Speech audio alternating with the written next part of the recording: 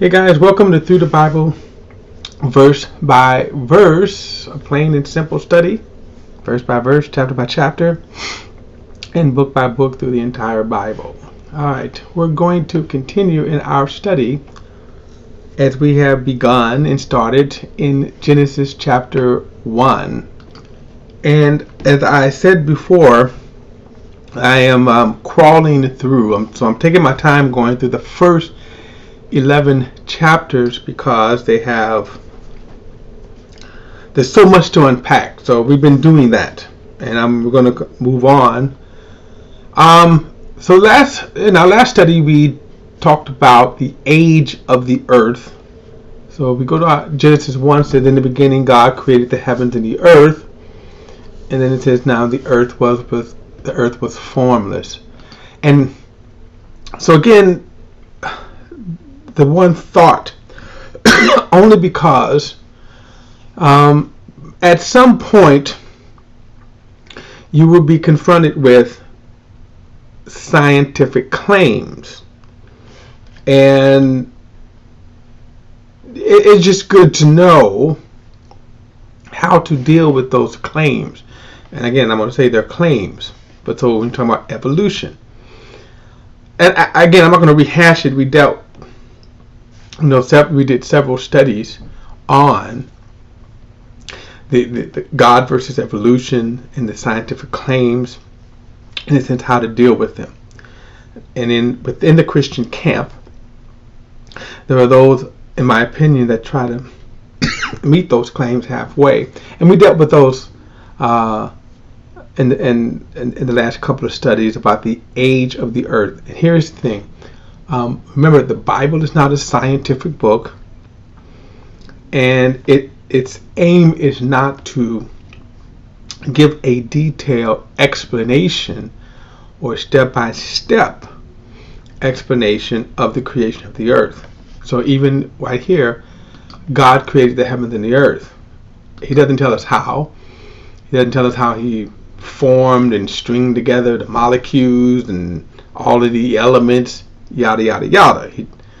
God created the heavens and the earth.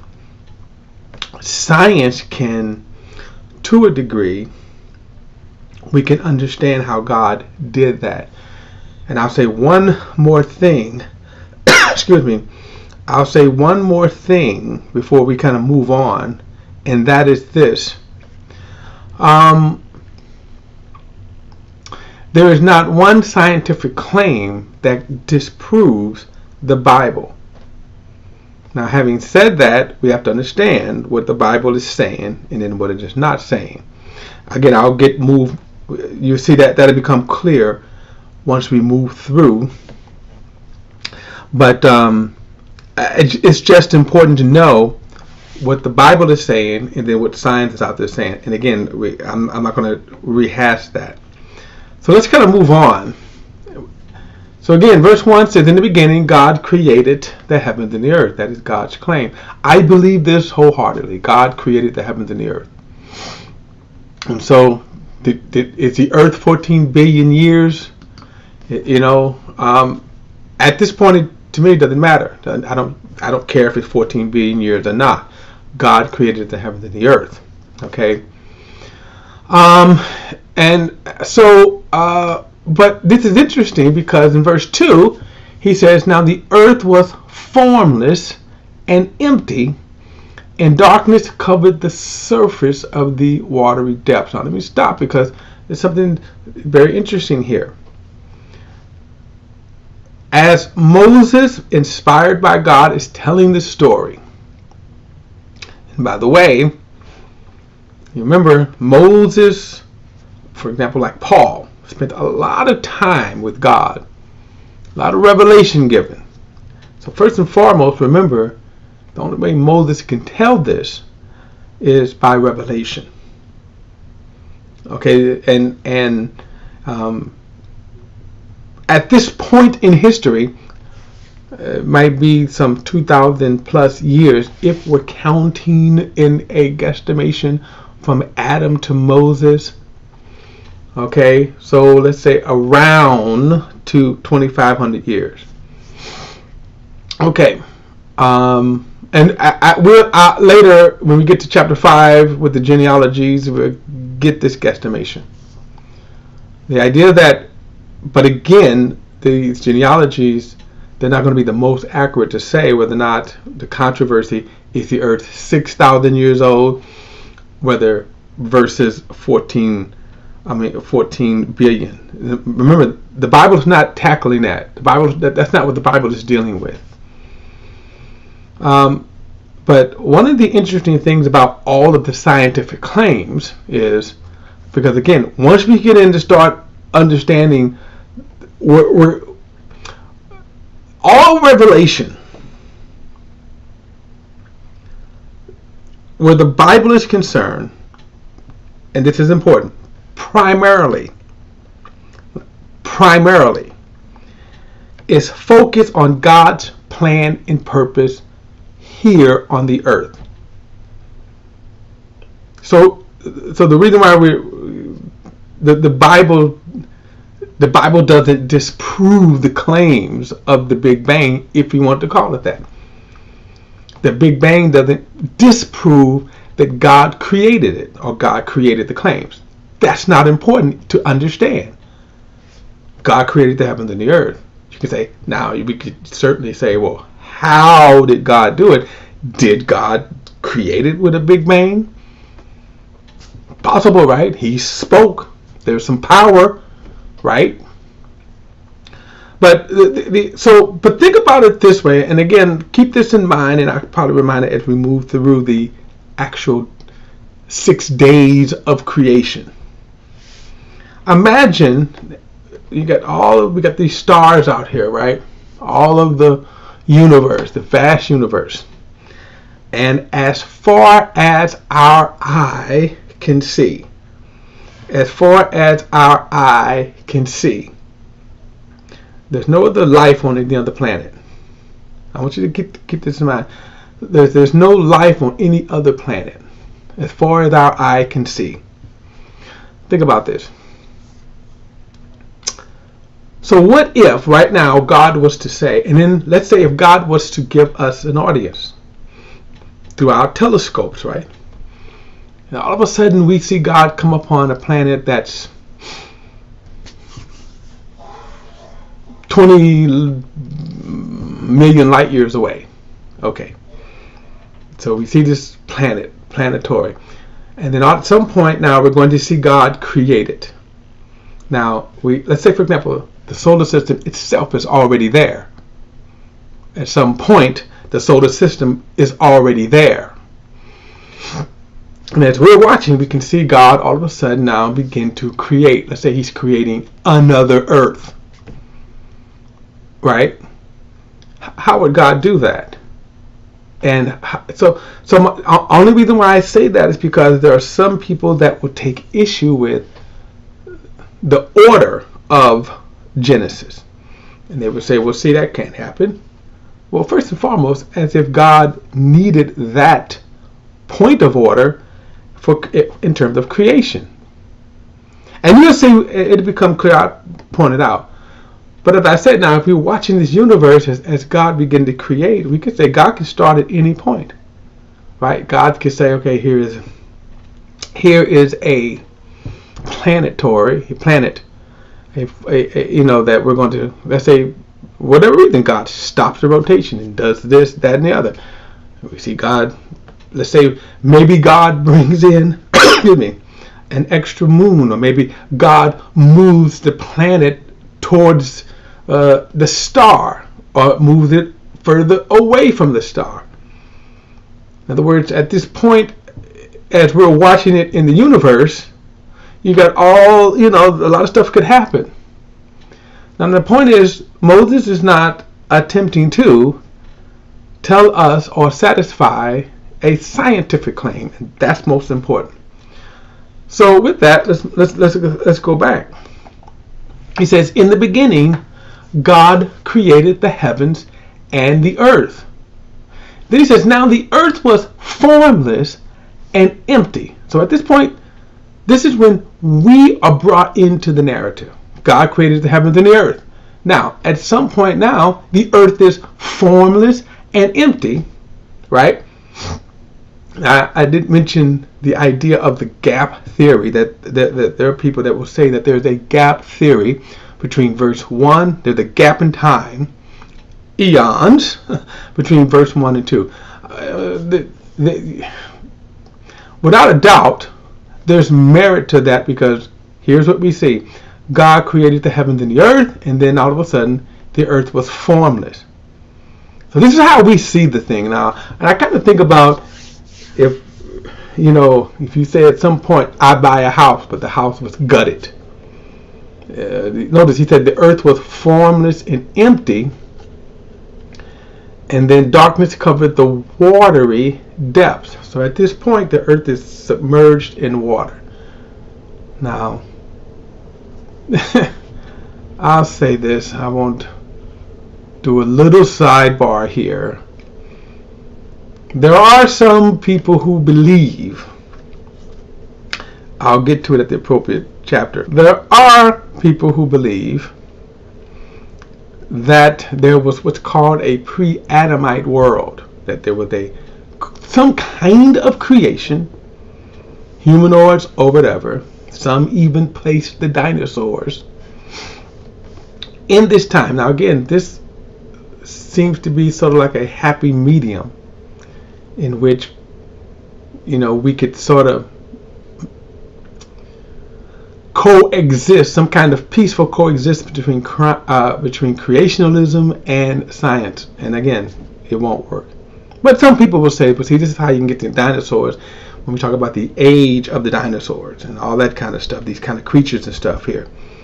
And the only reason why that people say that is because, remember, people take for face value that the carbon dating is correct.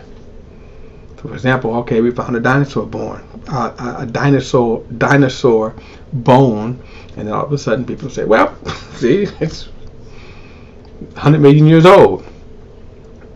Well, I can't speak to that, obviously, but at that point you can put any kind of number, dates, whatever, 20 million, 50 million, or whatever. All right, what I'm going to say is that the Bible doesn't support that. And again, that's not even the most important thing. That's not our walk away from Genesis. So when he says, but notice he says the earth was formless and empty. So imagine the earth is just like the other planetary, what we see out there, right? Look at Mars, right? If you look at Mars doesn't have a watery stuff. That's the only difference. But look at, for example, Mars. That's the nearest planet from us, right? Mars is formless, right? Just a surface, vast surface, right? Jupiter, right? And of course, there are, I don't know the difference, what makes a difference of a moon or a planet. And you remember there was this big debate several years ago that we lost Pluto as a planet, right? And then now, if I'm not mistaken, I think Pluto has been readmitted. Okay. But anyway, well, let's just say you're looking at some kind of ball in the sky. So, for example, if God, in his mind, wanted to, then I'm going to now do what I'm going to do for Mars what I did for Earth.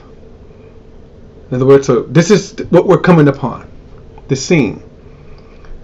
Now let me say, it doesn't mean in and of itself that there was something before. And that's what the assertion of what's called the pre-Adamite world. You can study in some of your theology, some of your study Bibles have that. In other words, and I'm going to get to, there's nothing to support a pre-Adamite world. But some people do insert that. Again, we're going to get into a couple of things, the pre-Adamic world and the giants and all that kind of stuff. But there are people that kind of really believe that they're the pre-Adamite world. All right. And again, there's nothing to support that. All right. So what we do have is God now coming upon, and this is what he's coming upon.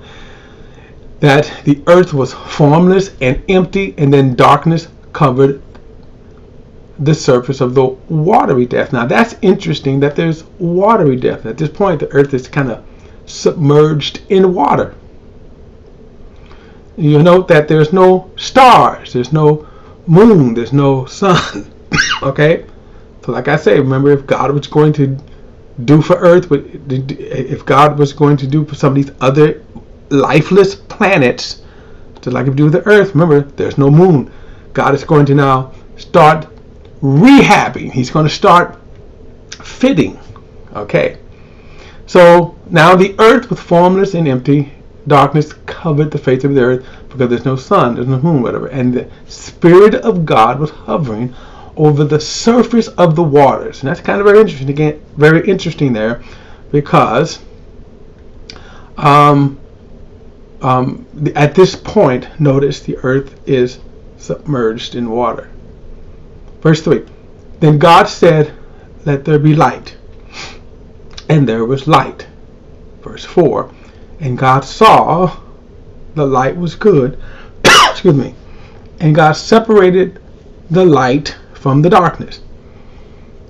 God called the light day, and he called the darkness night. Evening came, and then morning, the first day. Now, there's a couple of things here. Notice here how God starts the day. Notice again, light was called day. So in this context here, that's what light is, day. And then darkness was night. Now, so at this point now, we really don't know how the universe looked. As God begins to do his thing on the earth, we don't know how it. So the very first thing he says, going to have light and then day. How would that start, right? Very possible that, again, God could move the earth closer to the sun. And then God could have started spinning the earth, right? Again, don't know. But anyway, I want you also to pay attention to, notice this use of the word good. And this is going to be very interesting because, again, notice God saw that the light was good. Not darkness, but good. Darkness, beyond the fact of it's just simply the absence of light. Okay, the absence of light. But darkness also represents that the presence of sin, the presence of evil. Now, why would there already be the presence of sin and the presence of evil? Well, remember Lucifer. Lucifer would have already, and by all indication, would have already rebelled, thus introducing sin, thus darkness, into God's creation. Okay? So at this point, and because I say that because of the indication of, in the new heavens and the new earth, there will be no darkness, perpetual light. All right, guys, we're going to pick up with this in the next study. Thanks, everybody, for tuning in. I will see you then.